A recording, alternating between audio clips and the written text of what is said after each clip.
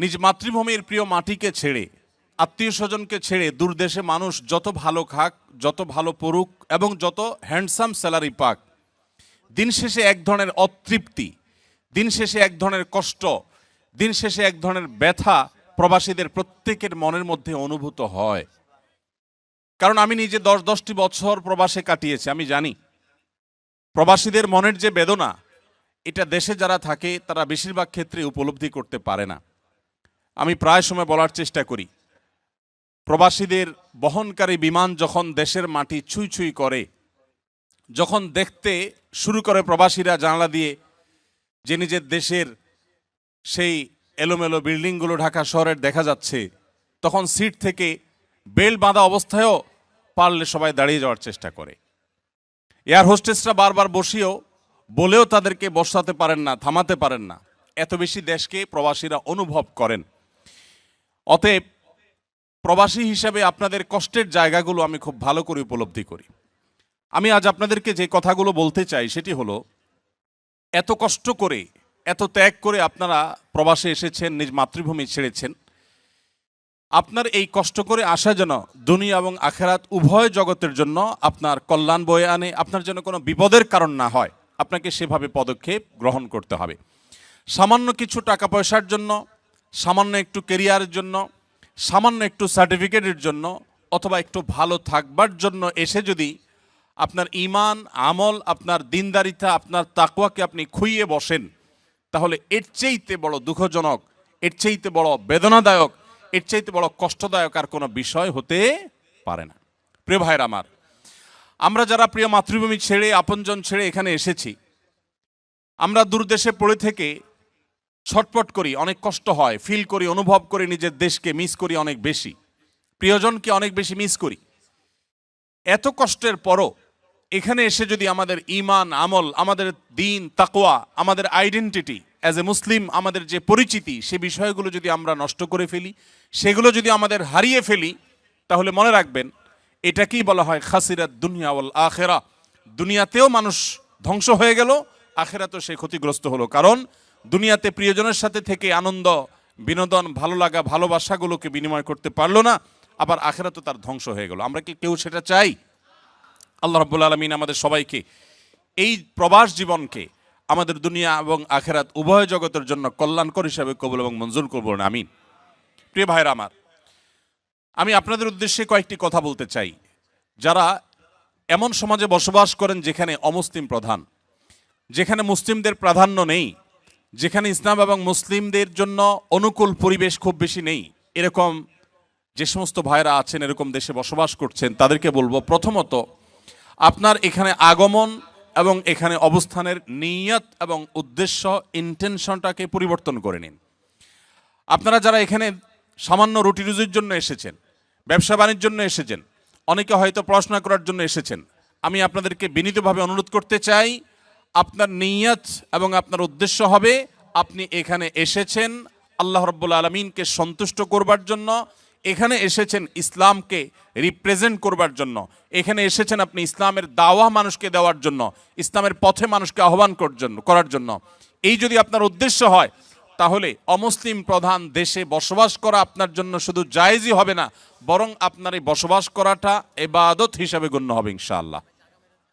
আমি কি আপনাদেরকে বোঝাতে পেরেছি? তাহলে আপনি পেশায় যাই হন না কেন, আপনার পেশা যেটাই হোক না কেন, আপনি এই দেশে এসেছেন কেন? আপনি ইসলামের একজন দূত হয়ে এসেছেন, আপনি মুসলমানদের তরফ থেকে একজন দূত হয়ে এসেছেন। আপনি ইসলামের সৌন্দর্যগুলো আপনার আচার আচরণে, আপনার কাজকর্মে, আপনার চিন্তা ভাবনায়, আপনার নিয়মানুবর্তিতায়, আপনার শৃঙ্খলায়, আপনার কথাবার্তায়, আপনার সার্বিক সব কিছুর মাধ্যমে আপনি উপস্থাপন করার চেষ্টা করবেন। আপনার উদ্দেশ্যই হবে যে আমি অন্য ধর্মাবলম্বী যারা আছেন তাদেরকে ইসলামের ছায়াতলে আসার আহ্বান করব, আমি দা ইলাল্লাহ হব, আল্লাহর পথে আহ্বানকারী হব, আল্লাহর দিকে মানুষকে ডাকবো। এটাই আমার মিশন, এটাই আমার ভিশন। এর পাশাপাশি এখানে আমার জীবন টিকাতে হলে, এখানে আমার জীবন ধারণ করতে হলে আমার হালাল উপার্জনের দরকার আছে। আমি ব্যবসা করি, আমি চাকরি করি, আমি অন্য যাই করি না কেন, এগুলো হলো আমার জীবন ধারণ করবার জন্য, কিন্তু আমার মূল উদ্দেশ্য হলো আল্লাহর দ্বীনকে এখানে ঘরে ঘরে মানুষের কাছে পৌঁছে দেওয়া। আমরা সবাই যদি এই নিয়তটা ঠিক করে নেই, পরিবর্তন করে নেই, তাহলেই আমাদের জন্য এখানে স্থায়ীভাবে বসবাস করা শুধু জায়েজই নয়, আবারও বলি ইবাদতে পরিগণিত হবে ইনশাআল্লাহ। প্রিয় ভাইরা, আপনারা জানেন আমাদের প্রিয় নবী সাল্লাল্লাহু আলাইহি সাল্লামের সাহাবীরা এক একজন এক এক এলাকায় চলে গেছেন। কোন সাহাবীর কবর পাওয়া যায় সুদূর চায়নায়, কোন সাহাবীর কবর পাওয়া যায় টার্কিতে, কোন কোন সাহাবীর পাওয়া যায় ইজিপ্টে।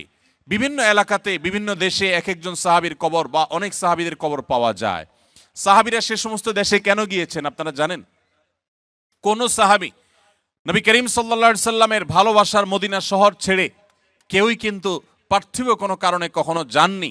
মদিনা ছেড়ে কেউ কখনো 2 পয়সা রুজি করার জন্য কোনো জায়গায় কোনো সাহাবী অন্তত যেতে পারেন না।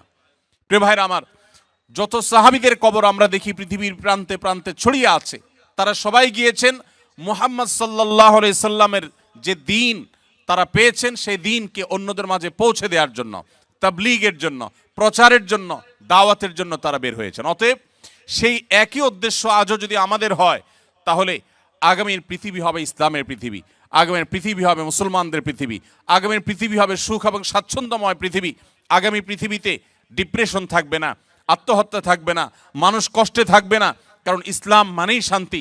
ইসলাম মানুষকে শান্তির পথে আহ্বান করে, দুনিয়ার শান্তি নিশ্চিত করে, আখিরাতের শান্তিও নিশ্চিত করে। অতএব আমাদের উদ্দেশ্য হবে আমরা এই দেশে এসেছি, বসবাস করছি আল্লাহর দ্বীনকে প্রচার করবার জন্য, মানুষকে ইসলামের পথে আহ্বান করার জন্য। আমরা সবাই নিয়ত করে নেব তো ইনশাআল্লাহ। আপনি হয়তো বলতে পারেন যে আমি একজন সাধারণ শিক্ষিত মানুষ বা আমি একজন মাদ্রাসা পড়ুয়া নয় এরকম মানুষ, আমি কিভাবে আল্লাহর দ্বীন এর পথে মানুষকে আহ্বান করব? আমি সে বিষয়ে আসবো ইনশাআল্লাহ। খুবই সহজ এবং খুবই সিম্পল একটি বিষয়। আমরা যদি চাই প্রত্যেকটা মানুষ দ্বীনের দায়ী হতে পারি। নবী করিম সাল্লাল্লাহু আলাইহি সাল্লামের সাহাবীদের মধ্যে একেবারে সাধারণ থেকে সাধারণ সাহাবীও আল্লাহর দ্বীনকে প্রচার করবার জন্য বেরিয়ে গেছেন। তাদের মাধ্যমে শত শত মানুষ মুসলমান হয়েছেন। আজ যে আপনি মুসলিম, আজ যে নিজে আপনি গর্ব করেন যে ইসলামের পরিচয় পরিচিত করান, মনে রাখবেন সাহাবীরা পৃথিবীর বিভিন্ন দেশে দেশে যদি ইসলাম প্রচারের উদ্দেশ্যে না বের হতেন, তাহলে আপনার আমার বাপদাদারা, আমাদের পূর্বপুরুষরা তারা মুসলমান হতে পারতেন না। আমরাও কিন্তু মুসলমান এই পরিচয় গর্বের সাথে দিতে পারতাম না। অতএব আমাদের আগামীর পৃথিবী যদি মুসলমানের পৃথিবী হয়, আগামীর পৃথিবী যদি ইসলামের পৃথিবী হোক, সেটা আমরা চাই, তাহলে আমাদের উদ্দেশ্য হতে হবে আদ-দাওয়াতু ইলাল্লাহ, বা আল্লাহর পথে মানুষকে আহ্বান করা। আল্লাহর পথে আহ্বানকারী হব তো ইনশাআল্লাহ। মনে রাখবেন, আপনি একা ইবাদত বন্দেগী করে খুব অল্প পরিমাণ সওয়াব কামাতে পারবেন, কিন্তু আপনি যদি দাওয়াত দিয়ে মানুষকে ইসলামের পথে আনতে পারেন, যত মানুষ আপনার মাধ্যমে আসবে কিয়ামত পর্যন্ত, এই সব মানুষগুলো যত নেক আমল করবে, আল্লাহ রাব্বুল আলামিন আপনার আমল নামাতে সেই পরিমাণ সওয়াব দাখিল করাবেন, প্রবেশ করাবেন। এজন্য ভাইরা আমার, ইসলামের দাওয়াতের এই কাজ আমাদের প্রত্যেকের মিশন হতে হবে, ভিশন হতে হবে। আল্লাহ আমাদের সবাইকে সে তৌফিক দান করুন। দ্বিতীয়ত যে বিষয়টি বলবো তা হলো, আপনারা এদেশে এসেছেন ইসলাম প্রচারের স্বার্থে, কাজের স্বার্থে তো আপনারা এদেশের ভাষা শিখেনি, কিন্তু ইসলাম প্রচারের উদ্দেশ্যে আপনারা এদেশের ভাষাকে খুব ভালো করে রপ্ত করবেন। বিশেষ করে ওলামা একরাম এখানে আছেন, আমি তাদেরকে বিশেষভাবে বলতে চাই, আর আমার সম্মানিত শ্রোতা ভাইদেরকে বলতে চাই, বোনদেরকে বলতে চাই, আপনারা সবাই এই দেশের ভাষা সবচেয়ে গুরুত্ব দিয়ে আপনারা শিখে ফেলবেন। উদ্দেশ্য হবে কি, আমি ভাষা শিখলে আমার চাকরিটা একটু ভালোভাবে হয়তো আমি করতে পারবো, আমার হয়তো অবস্থানটা মজবুত হবে, আমি হয়তো ব্যবসাটা আরো সুন্দরভাবে করতে পারবো। উদ্দেশ্য হয়তো পার্থিব হতে পারে, কিন্তু এই ক্ষেত্রে আপনার উদ্দেশ্যকে ঠিক করে নেন। আমি ভাষা শিখবো কেন? এই কোরিয়ান ভাষা দিয়ে আমি কোরিয়ান ভাইদেরকে, যারা আমাদেরকে তাদের দেশে বসবাস করার সুযোগ দিয়েছে, যারা তাদের দেশে আমাদেরকে ওয়েলকাম করেছে, এদের দেশের অনেক সুন্দর দিক আছে আপনারা জানেন। তারা অনেক সুশৃঙ্খল, তারা সত্যবাদী, তারা কোনো মিথ্যা বলে না, তারা কোনো ছল ছাতুরিতে যায় না, তাদের মধ্যে অনেক ভালো ভালো দিক আছে, গুণ আছে। দুঃখের বিষয়, মুসলমান নামধারী হলেও আমরা অনেকে সে সমস্ত গুণগুলো নিজেদের মধ্যে ধারণ করতে পারি নাই। তো এই মানুষগুলো যারা আমাদেরকে এই যে এখানে এত সুন্দর একটা প্রোগ্রাম করার সুযোগ দিয়েছে, একটা বিশ্ববিদ্যালয় মাঠে এত চমৎকার করে ভিনদেশি মানুষদেরকে তারা কাজের সুযোগ দিয়েছেন, আমি ব্যক্তিগতভাবে তাদের সবার প্রতি কৃতজ্ঞতা জ্ঞাপন করছি, যারা এই সুযোগ দিয়েছেন এবং সামনেও তারা এই সুযোগ দিবেন বলে আমরা আশা করি। তো এই যে সুযোগ তারা দিচ্ছেন আমাদেরকে, তাদের প্রতি আমাদের দায় আছে না নেই? আমরা জান্নাতে কি একা যেতে চাই, না তাদেরকে নিয়ে যেতে চাই? আল্লাহ রাব্বুল আলামিন আমাদের সবাইকে, আমাদের কোরিয়ান ভাইদেরকে নিয়ে জান্নাতে যাওয়ার তৌফিক দান করুন। আমরা তাদেরকে অনন্ত অসীমকালের সুখের ঠিকানা দেখতে চাই কি চাই না? যদি চাই, তাহলে তাদের ভাষা আমাদেরকে শিখতে হবে, কারণ তাদের ভাষা শিখলে আমি ইসলামটাকে আমি আমার মতো করে তাদের বোঝার মতো করে আমি উপস্থাপন করতে পারবো। এই জন্য ভাইরা, আপনারা কোরিয়ান ভাষাটা খুব ভালো করে রপ্ত করবেন। আবার বলছি, উদ্দেশ্য হবে যে আমি তাদেরকে আল্লাহর পথে আহ্বান করব। আমি জাপানে গিয়েছি, টোকিওতে আমি বাংলাদেশি প্রবাসী ভাইদেরকে দেখেছি। অনেক বাংলাদেশি ভাইরা আছেন যাদের হাতে অগণিত জাপানিজরা মুসলমান হয়েছেন। মনে রাখবেন, তাদের বেশিরভাগ মানুষ কোনো ধর্ম বিশ্বাস না করলেও সেই মানুষগুলোর মধ্যে হক এবং ভালোকে অনুসন্ধান করার এক মানসিকতা আছে। কারণ নবী সাল্লাল্লাহু আলাইহি ওয়াসাল্লাম বলেছেন, কুল্লু মাউলুদিন ইউলাদু আলাল ফিতরা, প্রত্যেকটি শিশু, প্রত্যেকটা মানুষ জন্মগ্রহণ করে প্রকৃতিগতভাবে মুসলমান হয়ে, তার ভিতরে ইসলামের প্রতি টান থাকে, ঈমান থাকে, এটা নিয়ে সে দুনিয়াতে আসে। অতএব তাদের মধ্যে সত্যের অনুসন্ধান আছে। আমরা সেটাকে যথাযথভাবে উপস্থাপন করতে না পারা, এটা আমাদের দুর্বলতা, এটা আমাদের ব্যর্থতা। আপনারা জানেন, এদেশের গলিতে গলিতে গির্জা দেখা যায়। আমি আগামী 20, 25, 30, 50 বছর পর এদেশের গলিতে গলিতে যেভাবে গির্জা দেখা যাচ্ছে, তার চাইতে বেশি পরিমাণে মসজিদের মিনার দেখার স্বপ্ন দেখছি। আল্লাহ কবুল করুন, বলুন আমিন। আপনারা কি চান এদেশের গলিতে গলিতে এভাবে মসজিদের মিনার হোক? আপনারা কি চান সেটা? যদি চান, আপনাদের প্রত্যেককে দায়ী হইতে হবে, ইসলাম প্রচারক হতে হবে। আপনারা যদি দায়ী হতে রাজি থাকেন, আমি প্রতিশ্রুতি দিচ্ছি, ইমাম সাহেবগণ, ওলামা একরাম আছেন, তারা যদি বলেন যে আমাদের প্রবাসী ভাইদের মধ্যে বিশেষায়িত প্রোগ্রাম করে কেউ যদি দায়ী আল্লাহ হতে চান, ইসলাম প্রচারে কাজ করতে চান, তাহলে আমরা তাদেরকে বিশেষভাবে প্রশিক্ষণ দেওয়া, তাদেরকে সময় দেওয়া, তাদের জন্য আলাদা প্রোগ্রামের অ্যারেঞ্জ করার জন্য আমি ইনশাল্লাহ সময় দিতে প্রস্তুত আছি। ভাইরা আমার, ডক্টর জাকির নায়েক কি কোনো মাদ্রাসায় পড়ালেখা করেছেন? তিনি যদি একজন জেনারেল শিক্ষিত মানুষ হয়ে, একজন চিকিৎসক পেশায় একজন চিকিৎসক হয়ে যদি আল্লাহর দ্বীনের পথে গোটা পৃথিবীর মানুষকে আহ্বান করতে পারেন, তাহলে আপনি আমি পারবো কি পারবো না? ইনশাআল্লাহ। আমাদের সবার এর জন্য সৎ সাহস লাগবে। আমরা এক একজন ইসলাম এবং মুসলমানদের পক্ষ থেকে দূত হয়ে এই দেশে শেষ দিন পর্যন্ত আমরা বসবাস করবো ইনশাআল্লাহ।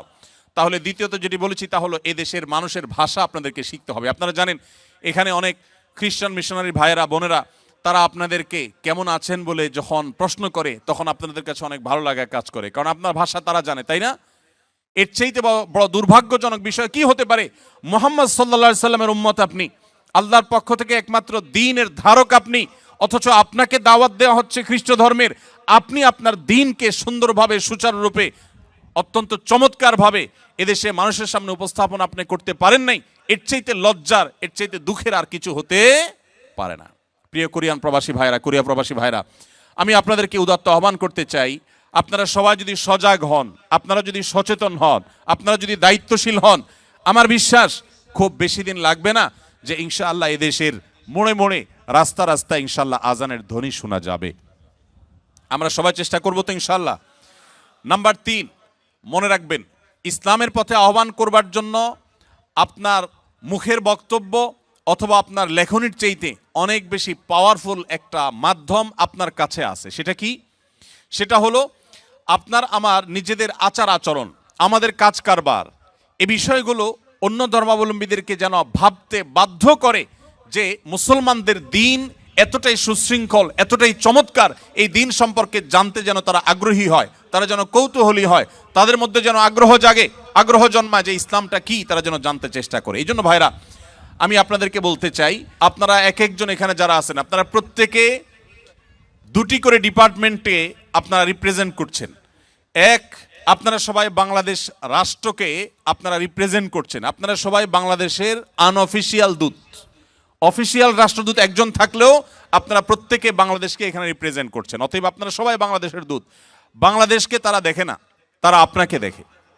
আপনাকে দেখে তারা বাংলাদেশকে মূল্যায়ন করবে। ঠিক একইভাবে গোটা বিশ্বের মুসলমানদের দূত হিসাবে আপনারা ভূমিকা রাখছেন। গোটা বিশ্বের মুসলমানদেরকে তারা দেখে না, তারা আপনাকে দেখে। আপনার আচার আচরণ, আপনার কাজ কারবার, আপনার নিয়ম শৃঙ্খলার প্রতি শ্রদ্ধাবোধ, এদেশের যে আইন রয়েছে, এদেশের যে নিয়ম রয়েছে, এদেশের যে শৃঙ্খলা রয়েছে, সেটাকে যদি আপনি সর্বাপেক্ষা শ্রদ্ধা করেন, মেনে চলেন, আপনার যদি সুন্দর লেনদেন থাকে, আপনার কাজ কারবার থাকে, আপনার আচরণের মধ্যে মাধুর্য থাকে, আপনার পরোপকার করার মানসিকতা থাকে, তাহলে মনে রাখবেন, তারা আপনাকে দেখে ইসলামকে জানার ব্যাপারে আগ্রহী হয়ে উঠবে এবং দিন শেষে মানুষ ইসলামের পথে আসবে ইনশাআল্লাহ।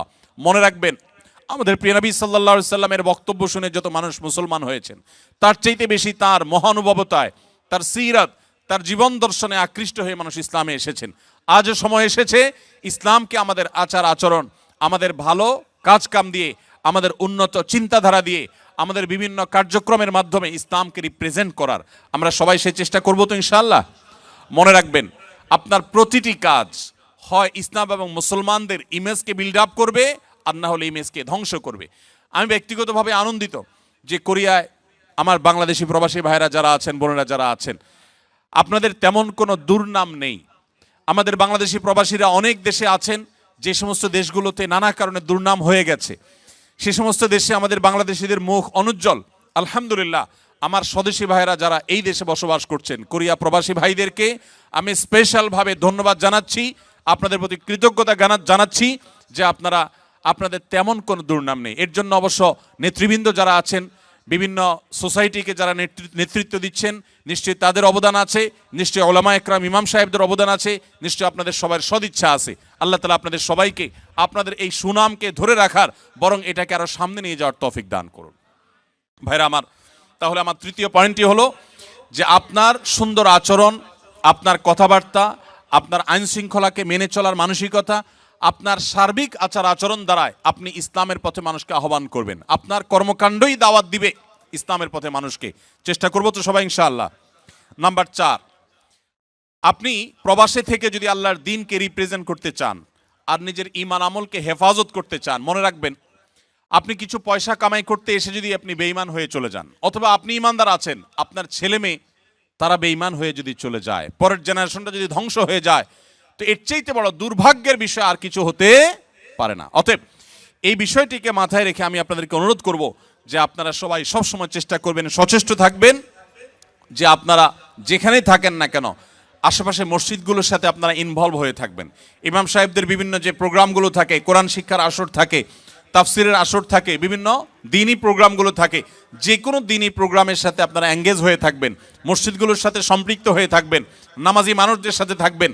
কারণ ভালো সঙ্গ যদি মানুষ অবলম্বন করে, তখন যে কোনো বিপদ আপদ থেকে, ঈমান হরণকারী বিষয় থেকে আল্লাহ রাব্বুল আলামিন মানুষকে হেফাজত করেন। এই জন্য নেক সঙ্গ বা সৎসঙ্গ এটা আমাদের ঈমানকে এই প্রতিকূল পরিবেশে টিকিয়ে রাখার জন্য সবচেয়ে সহায়ক ভূমিকা রাখবে। এই জন্য আমি আশা করব আপনারা সবাই সে বিষয়টি রাখবেন। আমাদের বোনরা যারা আছেন, আপনাদেরকে আমি বিশেষভাবে বলতে চাই, আপনারা নিজেদের মধ্যে বলয় গড়ে তোলেন, সোসাইটি এবং সার্কেল গড়ে তোলেন। 10-20 জন বোন যাদের মধ্যে আল্লাহর ভয় আছে, যারা হালাল হারাম মেনটেন করেন, যারা দুনিয়ার সমস্ত লোভের বিপরীতে ঈমানকে প্রায়োরিটি দেন, প্রাধান্য দেন, সেই মানুষগুলোকে সাথে নিয়ে আপনারা ছোট ছোট সার্কেল করে করে আপনারা নিয়মিত বৈঠক করেন, নিজেদের মধ্যে বোঝাপড়া করেন, কোরআন হাদিসের তালিম করেন, আলোচনা পর্যালোচনা করেন।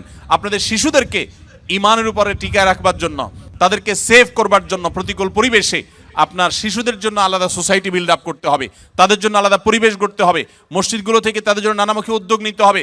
মনে রাখবেন, স্রোতের তালে গা ভাসানো এটার জন্য কোনো যোগ্যতার প্রয়োজন হয় না, স্রোতের বিপরীতে চলতে হলে যোগ্যতার প্রয়োজন হয়। আপনারা কি স্রোতের তালে গা ভাসিয়ে নিজেদের পরিচয়কে হারিয়ে ফেলতে চান, নাকি পরিচয় ধরে রাখতে চান? পরিচয় ধরে রাখতে চান। মনে রাখবেন, অনেক ভাইরা আছেন যারা নিজ দেশের মানুষের কৃষ্টি, কালচার, নিজের ঈমান আমল এগুলোকে হারিয়ে বসেছে। এর চাইতে দুর্ভাগ্যজনক আর কিছুই হতে পারে না। সামান্য একটু টাকা পয়সার জন্য আপনি আপনার আইডেন্টিটিকে একেবারে পানির সাথে মিশিয়ে দিয়েছেন, ধুলোর সাথে মিশিয়ে দিয়েছেন। ভাইরা আমার, আমি আপনাদেরকে অনুরোধ করতে চাই, পৃথিবীর যে প্রান্তেই থাকুন না কেন, নিজের আইডেন্টিটি, নিজের আত্মপরিচয়কে কখনো কোনো অবস্থাতে আপনি ধুলোর সাথে মিশতে দিবেন না। আলহামদুলিল্লাহ, আমি আবারও কৃতজ্ঞতা জানাই কোরিয়া সরকারের প্রতি, কোরিয়ান অথরিটির প্রতি। এখানকার যত দায়িত্বশীল আছে, যত প্রতিষ্ঠান আছে, তারা অত্যন্ত আন্তরিক। তাদের প্রশংসায় পঞ্চমুখ আমাদের প্রবাসী ভাইরা। যেখানে যাই আপনারা সবাই কোরিয়ান অথরিটির প্রশংসা করে থাকেন, আমরাও তাদের প্রশংসা করি। আল্লাহ রাব্বুল আলামিন তাদেরকে হেদায়েতের আলো দ্বারা আলোকিত হওয়ার তৌফিক দান করুন। যারা আমাদের জন্য এই দেশে বসবাস করার সুযোগ করে দিয়েছেন, যারা আমাদের সিকিউরিটি দিচ্ছেন, নিরাপত্তা দিচ্ছেন, যারা আমাদেরকে এত সুন্দর দ্বীনি প্রোগ্রাম করবার সুযোগ দিয়েছেন, যারা মসজিদ পরিচালনা করছেন, আপনাদেরকে বাধাহীনভাবে নির্বিঘ্নভাবে দ্বীনি কাজ করার সুযোগ যারা দিয়েছেন, আমরা অন্তরের অন্তঃস্থল থেকে আল্লাহর কাছে ফরিয়াদ করি, হে আল্লাহ, গোটা কোরিয়াবাসীকে আপনি জান্নাতবাসী হওয়ার মতো উপযুক্ততা নিয়ে দুনিয়া থেকে যাওয়ার তৌফিক নসিব করুন। কিন্তু সেজন্য আমাদের দায় এবং দায়বদ্ধতা, দায়িত্বশীলতা আছে না নাই? যদি থাকে, আমাদের প্রত্যেককে আজ এখান থেকে প্রতিশ্রুতি করতে হবে, আমরা সবাই ইনশাআল্লাহ এখান থেকে দায়ী হওয়ার সংকল্প নিয়ে, ইসলাম প্রচারক হওয়ার, আল্লাহর পথে আহ্বানকারী হওয়ার সংকল্প নিয়ে এখান থেকে যাব। ঠিক আছে তো ইনশাআল্লাহ ভাইরা আমার? সেজন্য 4 নম্বর পয়েন্ট বলেছি যে আপনাকে যেটা করতে হবে, সৎসঙ্গ অবলম্বন করতে হবে। ভালো মানুষ যারা নামাজ কালাম পড়েন, হালাল হারাম মেনটেন করেন, ইমান ব্যাপারে খুব সিরিয়াস, যে আমার টাকা পয়সা আসুক আর না আসুক ইমান যেন চলে না যায়, এই মানুষগুলোর সাথে আপনি বন্ধুতা করবেন, তাদের সাথে উঠা বসা করবেন। যত বেশি তাদের ব্যাপারে আপনি সিরিয়াস হবেন, তত বেশি ইনশাআল্লাহ আপনার ইমানকে এই প্রতিকূল পরিবেশে আপনি সেফ রাখতে পারবেন। আপনি জানেন নবী করিম সাল্লাল্লাহু আলাইহি সাল্লাম বলেছেন, যে ব্যক্তি অন্য ধর্মাবলম্বীদের কাছে, ইহুদি মুশরিক বা নাসারা বা মুশরিকদের মধ্যে যারা বসবাস করে, ওই ব্যক্তির ইমানের ব্যাপারে নবী সাল্লাল্লাহু আলাইহি সাল্লাম কোনো দায়িত্ব নেন না, তার ব্যাপারে নবী সাল্লাল্লাহু আলাইহি সাল্লাম কোনো দায়িত্ব নিতে চান না, এমন কথা তিনি বলেছেন। এটা এক ধরনের সতর্কবাণী যে প্রতিকূল পরিবেশে তুমি নিজের ইমানকে রক্ষা করতে পারবা না। অনেকে সন্তান সন্ততি সহ এখানে বসবাস করেন, নিজের ইমান সেভ করতে পারলেও পরের জেনারেশন ধরে রাখা কঠিন, আর থার্ড জেনারেশন ধরে রাখা শুধু কঠিন নয়, অলমোস্ট অসম্ভবের মতো। এটা সম্ভব হওয়ার একমাত্র পথ হলো আপনার মূল পরিচয় ব্যবসায়ী হবে না, আপনার মূল পরিচয় চাকরিজীবী হবে না, আপনার মূল পরিচয় স্টুডেন্ট হবে না, আপনার মূল পরিচয় হবে আপনি দেশে আছেন, থাকবেন ইসলামকে রিপ্রেজেন্ট করার জন্য, ইসলামের দায়ী হওয়ার জন্য, ইসলামের পথে মানুষকে আহ্বান করার জন্য। মনে রাখবেন, সাধারণ ইবাদতকারী আর দায়ীর মধ্যে পার্থক্য হলো, আমাদের দেশে আমরা জানি যে বিভিন্ন রকমের নির্বাচন হয়ে থাকে, যে বিভিন্ন পর্যায়ে যে নির্বাচন হয়, এখানে কিছু থাকে ভোটার আর কিছু থাকে ক্যান্ডিডেটের পক্ষ থেকে প্রচারক বা ক্যাম্বাসার। যারা প্রচারক থাকে এদের কাছে সাধারণত এক দলের যিনি ক্যান্ডিডেট থাকেন, প্রার্থী থাকেন, ধরেন এক জায়গায় চেয়ারম্যান ইলেকশন হচ্ছে, চেয়ারম্যান পদপ্রার্থী কয়েকজন আছেন, তো একজন পদপ্রার্থী তার পক্ষে যিনি ভোট কালেকশন করেন, তার কর্মী হিসাবে যিনি কাজ করেন, তাকে কিন্তু অন্য ক্যান্ডিডেটের লোকেরা কখনো তার চেয়ারম্যানকে ভোট দিতে বলে না, কারণ জানে যে এই লোকটা তো নিজেই একজন চেয়ারম্যানের কর্মী, তাকে কি আমি ভোটের দাওয়াত দিব। কিন্তু যে ব্যক্তি সাধারণ ভোটার, তার কাছে কিন্তু সবাই ভোটের জন্য বলে, সব ক্যান্ডিডেটরা এসে বলে ভাই ভোটটা আমাদেরকে দিয়েন, বলে কি বলে না? আপনি যদি সাধারণ মুসলমান হয়ে থাকেন, আপনাকে শয়তান দাওয়াত দিবে যে তুমি শয়তানিতে চলে আসো, এদেশের মানুষের কুফুরিগুলা তুমি গ্রহণ করো। আর যদি আপনি নিজে ইসলাম প্রচারক হন, তাহলে শয়তান আপনার ব্যাপারে নিরাশ হয়ে যাবে যে না, এই লোককে তো দাওয়াত দিয়ে লাভ নাই, এ তো নিজেই আল্লাহর পথে মানুষকে দাওয়াত দিচ্ছে। এজন্য আমাদের ইমানকে টিকিয়ে রাখার একমাত্র উপায় হলো দাওয়াতের কাজ করা, দাঈ ইলাল্লাহ হওয়া। সবাই চেষ্টা করবো তো ইনশাআল্লাহ? আপনারা যদি দাঈ ইলাল্লাহ হতে চান, আমি অলরেডি 4টি পরামর্শ দিয়েছি, 5 নম্বর পরামর্শ বলে শেষ করব। এই 5টি পয়েন্ট যদি আপনি মাথায় রেখে চলেন, ওলামা একরামের যদি সহযোগিতা নেন, আমি বিশ্বাস করি যে একটা নির্দিষ্ট সময়ের পর, 6 মাস 1 বছর পর আপনারা সবাই ইনশাআল্লাহ ইসলামের দায়ী হতে পারবেন। আল্লাহ আমাদের সবাইকে তৌফিক দান করুন। 5 নম্বর সর্বশেষ যে পয়েন্টটি বলতে চাই তা হলো, ইসলামের পথে মানুষকে আহ্বান করার জন্য আল্লাহ সুবহানাহু ওয়া তাআলার কাছে চোখের পানি ফেলে দোয়া করতে হবে। আমি শুরু থেকে বলছি, যে দেশ আমাদেরকে এত সুযোগ দিয়েছে, যে দেশ আমাদেরকে নিরাপদে বসবাস করার সুযোগ দিয়েছে, আমাদের প্রিয় স্বদেশে পর্যন্ত আমরা অনেকে এতটা নিরাপদ না। ঠিকই ঠিক না বলেন? আমাদের প্রিয় স্বদেশেও আমরা অনেকে এলাকাতে গেলে পালিয়ে বেড়াইতে হয়, অনেকে আছেন যে নানান মামলা মোকদ্দমা দিয়ে রাখা হয়, এয়ারপোর্ট থেকে অনেককে হয়রানি করা শুরু করা হয়। তো এই রকম একটা পরিস্থিতিতে আমরা যে দেশে বসবাস করছি, এদেশে আপনাদের জীবন নিয়ে কখনো শঙ্কায় থাকা লাগে? আপনাদের সম্পদ নিয়ে কখনো ভয় করা লাগে? তো যে দেশের মানুষ আমাদেরকে এতটা নিরাপত্তা দিয়েছে, এতটা সুযোগ দিয়েছে, আমি এখান থেকে হালাল উপার্জন করার সুযোগ পাচ্ছি, আমরা তাদের প্রতি যে কৃতজ্ঞতা বোধ, সেই কৃতজ্ঞতা বোধ থেকে আজ থেকে আপনার যত দোয়া হবে, আপনি প্রত্যেক দোয়াতে একবারের জন্য হলেও বলবেন, আল্লাহ এদেশের যে মানুষগুলো এত সুন্দর, এত সভ্য, এত ভদ্র, এত সত্য কথা বলে, এত সৎ এবং ন্যায়পরায়ণ, শুধু তাদের ঈমানটুকু নেই, হে আল্লাহ আপনি আমাকে ক্যাপাবল করে দেন, আমাকে সেই যোগ্যতা দেন, আমি যেন তাদের সবাইকে ঈমানের পথে আহ্বান করতে পারি। দোয়া করা যাবে না ইনশাআল্লাহ? আল্লাহ আপনি তাদের সবাইকে হেদায়েত দান করেন, তাদের জন্য দোয়া করা যাবে না ইনশাআল্লাহ? আমরা যদি আজকে এখানে যত হাজার মানুষ আছি, আজ থেকে যদি আমরা নিয়মিত প্রত্যেক দোয়াতে আমরা যদি চোখের পানি ফেলে আল্লাহর কাছে ফরিয়াদ করি যে আল্লাহ তুমি এই মাটিকে ইসলামের জন্য কবুল করো, আল্লাহ এদেশের মানুষগুলোকে ইসলামের জন্য কবুল করো, আল্লাহ এরা যদি ইসলামের পথে চলে আসে তাহলে ইসলামের আসল সৌন্দর্য মানুষ দেখতে পাবে, কারণ এদের আচার আচরণ, এদের ন্যায় নীতি, এদের অনেক কর্মকাণ্ড অলরেডি কোরআন হাদিস যা বলেছে তার বাস্তব রূপ হিসাবে আমরা দেখতে পাচ্ছি। শুধু ঈমানটা যদি প্লাস করা যায় তাহলে তারাই হবে আমাদের সামনে সবচাইতে উত্তম মডেল, সবচাইতে উত্তম আদর্শ। হে আল্লাহ আপনি তাদেরকে ঈমান দান করেন। আপনি যে সুপারভাইজারের অধীনে কাজ করেন, আপনি তার নাম ধরে আল্লাহর কাছে দোয়া করবেন, আপনি যে কোম্পানিতে কাজ করেন সেই কোম্পানির মালিকদের জন্য আল্লাহর কাছে দোয়া করবেন। আপনি যে এলাকায় বসবাস করেন সে এলাকার অন্য ধর্মাবলম্বী ভাইদের জন্য দোয়া করবেন। এভাবে যদি সবার জন্য আপনি দোয়া করেন, চোখের পানি ফেলেন, মনে রাখবেন নবী করিম সাল্লাল্লাহু আলাইহি সাল্লাম বদরের সময় আল্লাহর কাছে চোখের পানি ফেলে দোয়া করেছেন এবং বলেছেন, আল্লাহ যদি আপনি চান আজকের পরে আর আপনাকে ইবাদত কেউ করার থাকবে না তো সেটা হতে পারে, আর যদি আপনি চান আপনার দিনকে টিকাবেন সেটাও হতে পারে। আল্লাহর কাছে ফরিয়াদ করে তিনি হেদায়েতের সাফল্য, দিন এবং ঈমানের সাফল্য তিনি কামনা করেছেন। আমি আপনাদেরকে উদাত্ত আহ্বান রাখতে চাই, আপনারা সবাই যার যার জায়গা থেকে আপনাদের দোয়াগুলোতে আমাদের এই কোরিয়ান ভাই বোনদের জন্য, এদেশে বসবাস করি অন্য ধর্মাবলম্বী ভাই বোনদের জন্য দোয়া করবেন। আল্লাহ যেন তাদের সবাইকে হেদায়েত গ্রহণ করার তৌফিক নসিব করেন। দোয়া করবো তো ইনশাআল্লাহ। তাহলে আমি আবারও এক নজরে 5টি কথা বলছি। যারাই পৃথিবীর এমন কোনো দেশে বসবাস করছেন যেখানে অমুসলিমদের প্রাধান্য রয়েছে, যেখানে থেকে আপনার ঈমানকে টিকিয়ে রাখাকে আপনি চ্যালেঞ্জিং মনে করছেন, যেখানে প্রতিকূল পরিবেশ রয়েছে, যেখানে হালাল হারাম মেনটেন করা কঠিন, যেখানে পর্দা মেনটেন করা কঠিন, আমরা রিজিকের প্রয়োজনে সেখানে এসে পড়েছি, আমি তাদেরকে বলতে চাই, প্রথমত আপনার এই আসার উদ্দেশ্যটাকে পরিবর্তন করেন। টাকা পয়সার জন্য, চাকরি বাকরি বা ব্যবসা বাণিজ্যের জন্য নয়, আপনার এখানে থাকাটাই হবে আল্লাহর দ্বীনকে মানুষের সামনে রিপ্রেজেন্ট করবার জন্য, দাওয়া ইলাল্লাহর জন্য, আল্লাহর পথে মানুষকে আহ্বান করার জন্য, জাহান্নাম থেকে মানুষকে জান্নাতের পথে আনার জন্য, মানুষকে মুক্তির পথে দেখাবার জন্য আপনি আসছেন। এই উদ্দেশ্যটাই যদি আপনার মূল হয়ে যায় তাহলে আপনার ব্যবসার ক্ষতি হোক, দাওয়াত যেন ঠিক থাকে, চাকরি চলে যাক, দাওয়াত যেন ঠিক থাকে, আপনার অন্য সব কিছুতে স্যাক্রিফাইস করবেন, কম্প্রোমাইজ করবেন, কিন্তু দাওয়াতের কাজে, ইসলামের কাজে আপনি কম্প্রোমাইজ করবেন না। নাম্বার 2, আপনাকে যে দেশে আছেন সে দেশের মানুষের ভাষা শিখতে হবে। তাদের ভাষা যদি আপনি রপ্ত করতে পারেন তাহলে তাদেরকে দাওয়াত দিতে পারবেন। ভাষা শিখলে আপনার স্কিল ডেভেলপ হবে, আপনার চাকরি, আপনার ব্যবসা ভালোভাবে করতে পারবেন। কিন্তু উদ্দেশ্য সেটা হবে না। উদ্দেশ্য হবে যে আমি এই ভাষা শিখে তাদেরকে আল্লাহর কথা আমি ব্যাখ্যা করব, কোরআনের কথা বলবো, সুন্নাহর কথা বলবো। ভাইরা আমার, আপনাদের হয়তো অনেকের কাছে জিনিসটা একটু অস্বাভাবিক মনে হচ্ছে যে এই মানুষগুলো এত উন্নত জ্ঞানে, বিজ্ঞানে, তথ্যে, প্রযুক্তিতে, অবকাঠামোতে, অন্য অনেক দিক থেকে তারা এগিয়ে আছে, তারা আমাদের ধর্মের জন্য তারা কি আদৌ লালায়িত? বিশ্বাস করুন, গোটা পৃথিবীর যত উন্নত দেশ পাবেন, প্রত্যেকটা উন্নত দেশের মানুষেরা তাদের মধ্যে এক ধরনের শূন্যতা কাজ করছে। বিভিন্ন দেশে যাওয়ার সুযোগ আমার হয়েছে। আপনারা একটু ডানে বামে যদি খেয়াল করেন, গভীরভাবে দেখবেন যে সুখের মধ্যে থাকা মানুষগুলো, বাহ্যিকভাবে সুখের মধ্যে থাকা মানুষগুলোর মানসিক একটা কষ্ট আছে, যন্ত্রণা আছে। এই জন্য আত্মহত্যার প্রবণতা আপনার গরিব দেশে যতটা হয় তার চাইতে এই ধনী দেশে আত্মহত্যার ঘটনা বেশি ঘটে। কেন ঘটে জানেন?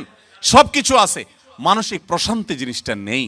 এই মানসিক প্রশান্তি, আল্লাহর কসম, ঈমান ছাড়া, ইসলাম ছাড়া মানসিক প্রশান্তি আসার আর কোনো পথ পৃথিবীতে খোলা নেই। আল্লাহর দ্বীন ছাড়া, ইসলাম ছাড়া শান্তি আসার কোনো পথ খোলা নেই। অতএব আপনার নিজেকে আপনাকে হীনমন্যতাকে ছুঁড়ে ফেলে দিতে হবে। আপনার মধ্যে আত্মবিশ্বাস থাকতে হবে, আপনার মধ্যে দৃঢ়চেতা চিন্তা থাকতে হবে, এই চিন্তা চেতনা থাকতে হবে, আপনার আদর্শিক এই বলিষ্ঠতা থাকতে হবে যে আমি এই যে দিনকে ধারণ করছি, আমি নিজে হতভাগা, আমি কপাল পড়া, আমি জানি না এই ঈমানের মূল্য কি, আমি জানি না ইসলামের মূল্য কি। যে ইসলাম নাই যার মধ্যে, তার টাকা পয়সা আছে, জ্ঞান বিজ্ঞান আছে, তথ্য প্রযুক্তি আছে, বিজনেস আছে, তার মধ্যে অনেক কিছু আছে, কিন্তু তার মানসিক প্রশান্তি জিনিসটা নেই। তারা এক ধরনের হতাশার মধ্যে থাকে, ডিপ্রেশনের মধ্যে থাকে, কারণ তাদের আসলে বলার কোনো জায়গা নেই। যে আল্লাহর প্রতি বিশ্বাস করে, আল্লাহ তাআলা বলেছেন যালিকা বিআন্নাল্লাহা মাওলাল্লাযীনা আমানু ওয়া আন্নাল কাফিরিনা লা মাওলা লাহুম। ঈমানদারদের অভিভাবক আছে, যত কষ্ট আছে সে তাহাজ্জুদে উঠে আল্লাহর কাছে চোখের পানি ফেলে দোয়া করে বলে, 5 ওয়াক্ত নামাজের পরে বলে, বিভিন্ন সময় 2 হাত তুলে বলে, মাবুদ আমি বিপদে আছি। তার একটা বলার জায়গা আছে। কিন্তু যারা আল্লাহর প্রতি বিশ্বাস নেই তাদের বলার কোনো জায়গা নেই। তাদের মানসিক কষ্ট নিয়ে তারা ডিপ্রেশন ভোগ করতে করতে তারা দুনিয়া থেকে চলে যায়। এই জন্য বলি, হীনমন্যতাকে দূরে সারেন। আপনার টাকা নেই, আপনার পয়সা নেই, আপনার বাহ্যিক আচার আচরণও হয়তো ভালো না, এজ এ মুসলিম যতটুকু হওয়া দরকার ততটুকু হয়তো না, কিন্তু আপনার ঈমান আছে, যে ঈমান হয়তো তাদের নাই। অতএব তাদেরকে ঈমানটা আমাদের ডেলিভারি করতে হবে ইনশাআল্লাহ। এই জন্য ভাষা শিখতে হবে। তৃতীয়ত বলেছি, উন্নত চরিত্র, সুন্দর আচরণ আমাদেরকে ধারণ করতে হবে। মনে রাখবেন, তারা আমাদের ধর্মগ্রন্থ পড়ে না, তারা আমাদেরকে দেখে। অন্য ধর্মাবলম্বীরা আমাদের ধর্মগ্রন্থ পড়ে, কিন্তু তারা আমাদেরকে পড়ে। ব্যক্তি আপনাকে আমাকে পড়ে, আপনার আমার কাজকর্ম, আমার উঠা বসা, আপনার আমার চলাফেরা, আমাদের সব কিছু তারা দেখে। এটা পড়ে তারা রিড করার চেষ্টা করে যে ইসলামটা আসলে কি, ইসলামটা কি, ইসলামের সংজ্ঞা তারা কোরআন খুলে পড়ে না, হাদিস খুলে পড়ে না, তারা আপনার চেহারায়, আপনার কাজে, আমার কাজে তারা পড়ে। অতএব আমাদের কাজ কর্মের সৌন্দর্যের সবটুকুন এখানে উজাড় করে দিতে হবে। এদেশের মানুষের যে সততা, নিষ্ঠা, সত্যবাদিতা, এদের মধ্যে যে ছলছাড়াছাড়ি না করার প্রবণতা, এই ভালো গুণগুলো আমি আশা করব যারা দেশে ফিরে যাবেন অথবা এখানে থাকবেন, এই ভালো গুণগুলো অর্জন করতে কোনো কার্পণ্য করবেন না। তাদেরকে আপনি ঈমান দিবেন, আর তাদের কাছ থেকে যে আখলাকটা অলরেডি কোরআন হাদিসে আপনাকে বলা হয়েছে সেটা আপনি ধারণ করার চেষ্টা করবেন ইনশাআল্লাহ। 4 নম্বর বলেছি, আপনার দাওয়াতের কাজের জন্য, ঈমানকে রক্ষা করবার জন্য প্রতিকূল পরিবেশে ভালো মানুষদের সঙ্গ, মসজিদ কেন্দ্রিক আপনি উঠা বসা করবেন। কখনো নামাজি আল্লাহওয়ালা মানুষের সঙ্গ আপনি হাতছাড়া করবেন না। সর্বশেষ আল্লাহর কাছে চোখের পানি ফেলবেন, দোয়া করবেন আল্লাহ রাব্বুল আলামিন আপনাকে, আমাকে, আমাদের সবাইকে প্রতিকূল পরিবেশে ঈমানের উপরে টিকে থাকার তৌফিক দান করুন, বলুন আমিন। আমরা চাই কিনা যে আমরা যখন কিয়ামতের দিন আল্লাহর সামনে হাজির হব, আমাদের পেছনে শত শত মানুষ লাইন ধরে থাকবে, যে মানুষগুলো আমাদের মাধ্যমে ইসলামে এসেছে, তাদেরকে নিয়ে আমরা জান্নাতে যেতে চাই কি চাই না বলেন তো? সবাই চান? কে কে চান একটু হাত তুলে দেখান তো। আল্লাহ আমাদের সবার হাতগুলোকে আপনি কবুল মঞ্জুর করেন। হে আল্লাহ, আমাদের সবার হাতগুলোকে আপনি কবুল মঞ্জুর করেন। আল্লাহ আমাদের সবাইকে জান্নাতে যাওয়ার তৌফিক দান করেন। শত শত মানুষকে নিয়ে জান্নাতে যাওয়ার তৌফিক দান করুন। আল্লাহ এই কোরিয়ার মাটিকে আপনি ইসলামের জন্য কবুল মঞ্জুর করবেন, আমিন।